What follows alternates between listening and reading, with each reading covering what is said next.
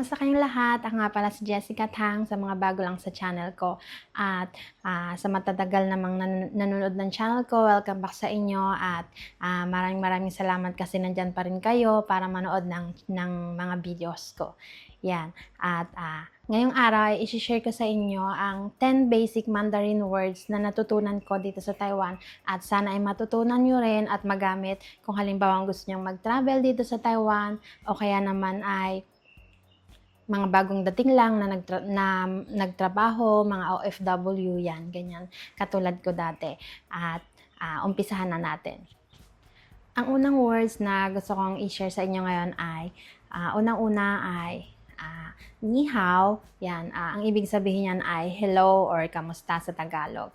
Kung halimbawa mag-greet tayo ng mga boss natin o kaya naman kaibigan, ayan, pwede natin gamitin yan. Pwede nating sabihin na ni hao, yan. At magugulat sila syempre kasi marunong kang mag-Mandarin. At pangalawa naman ay yung xie xie. Ibig sabihin yan ay thank you or salamat sa Tagalog. At pwede natin yan gamitin kung halimbawa ginagamit natin yan kung may magbibigay sa atin ng regalo o kaya naman pag mamimili tayo, yan. Tapos pag halimbawa sinuklian tayo or ano, yan, pwede nating sabihin na xie yan. Thank you ang ibig sabihin yan or salamat. Pangatlo naman na word na gusto kong i-share sa inyo ay yung pu ke qi. Sinasabi natin yan, ang ibig sabihin yan ay you're welcome o kaya naman ay walang anuman sa Tagalog. Ginagamit natin yan kung halimbawa may nagpasalamat sa atin. Ayan, syempre, pwede nating isagot sa kanya ay pu ke qi. Ayan. At kung hindi man ako fluent, ayan, pasensya na kayo kasi yun lang yung paraan ng pagsasalita na ito yung natutunan ko kasi ang hirap talaga ng Mandarin kasi halimbawa pag tatlong word na yung magkakasama, pag tatlong tunog, tas magkakaiba yun, mahirap na siyang bigkasin. Yan. Pang-apat naman yung halimbawa pag may nagtanong sa'yo, pwede mong sabihin na shi. Ang ibig sabihin niyan ay yes or oo. Ayan, at pwede natin yung sinasagot natin yan kung halimbawa may nagtanong sa'yo kung oo ba o hindi. Ayan, pwede mong sabihin na shi. Panglima naman yung pu shi. Yun yung ibig sabihin niya ay hindi o kaya naman ay no sa English.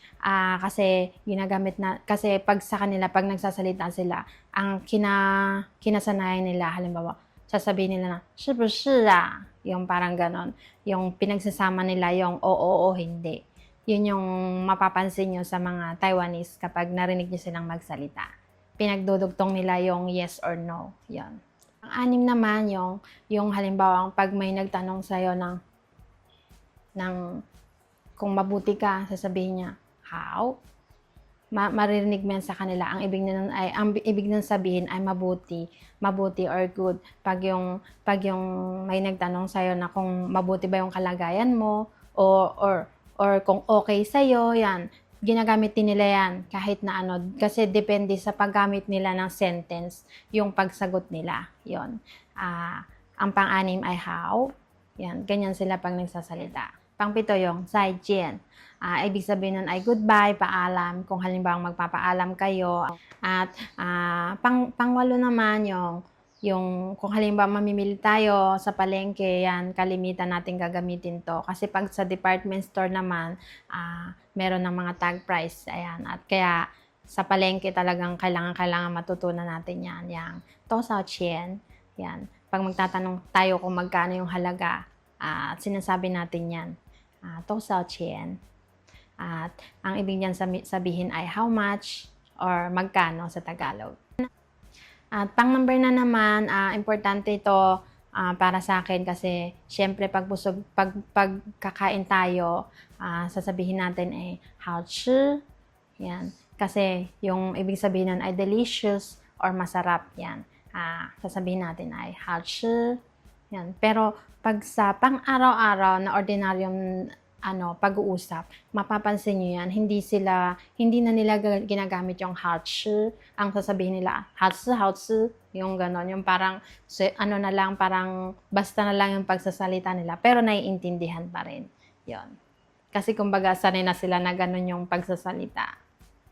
Pero yung talagang maayos, yung talagang proper na pagsasabi nun ay 好吃, yung parang yung bibig mo yung pagbigas mo ng word, yun. Sana napansin niyo yung pagkakaiba yung pagbigkas ko. Yan.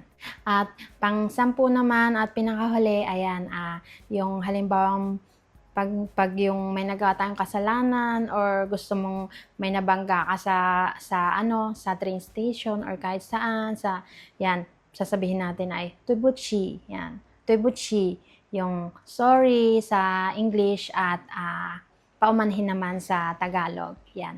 At sana ngayong araw ay yan yung 10 words na i-share ko ay mapag-aralan nyo at sana makatulong sa inyo kung halimbawa magta-travel kayo dito sa Taiwan at pupunta kayo, yan, halimbawa magtatrabaho or may dadalawing kaibigan, yan. Sana mai-apply nyo at sana kung gusto niyo ng part 2 sa video ko na to, yan, mag-comment lang kayo sa baba ng video ko at gagawa ako ng part 2 kung nagustuhan niyo yung video na to.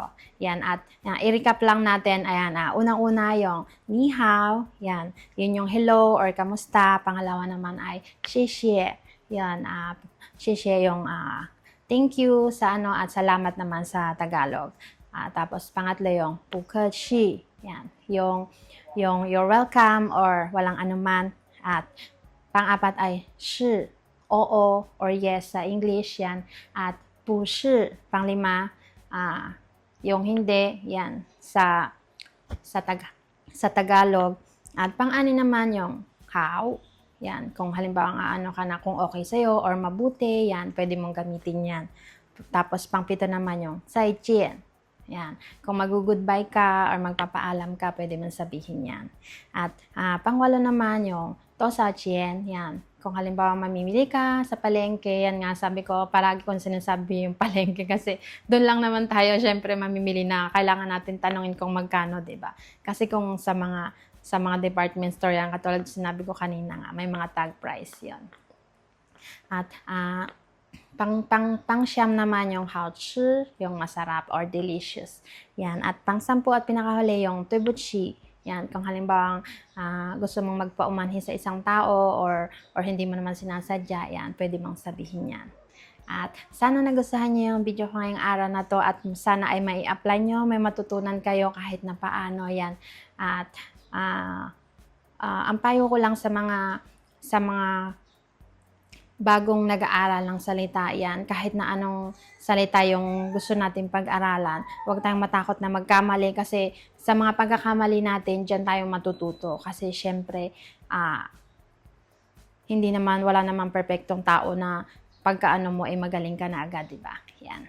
At sana ay subscribe niyo yung channel, mag-subscribe na kayo sa channel ko, yan, sa mga hindi pa nagsusubscribe, at sana ay i-like niyo tong video ko kung nagustuhan niyo, at maraming salamat sa inyo sa panonood, sa pagbibigay niyo ng oras sa akin, at